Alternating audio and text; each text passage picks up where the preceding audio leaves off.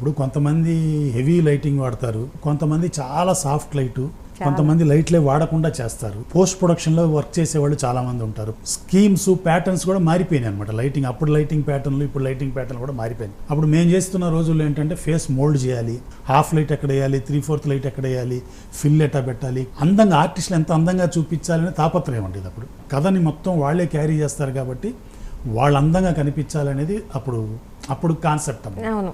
ఇవాళ కాన్సెప్ట్ ఏంటంటే అంతా కాన్సెప్ట్ లైటింగ్. ఇప్పుడు అంటే ఒక ఇంట్లోకి వస్తే ఆ ఇంట్లో ఎలా ఉంటుందో న్యాచురల్గా, ఇప్పుడు ఆ కిటికీ ఉంటే కిటికీ నుంచి లైట్ వస్తుంది, అది ఎలా ఉంటుంది అంతే.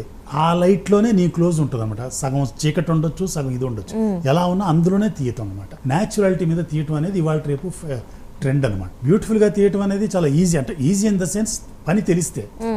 న్యాచురల్గా తీయడం చాలా కష్టం. ఇప్పుడు ఒక చోట మనం క్రియేట్ చేయటం అంటే చాలా కష్టం. ఇప్పుడు చేస్తున్న పనికి నిజంగా హ్యాట్స్ ఆఫ్.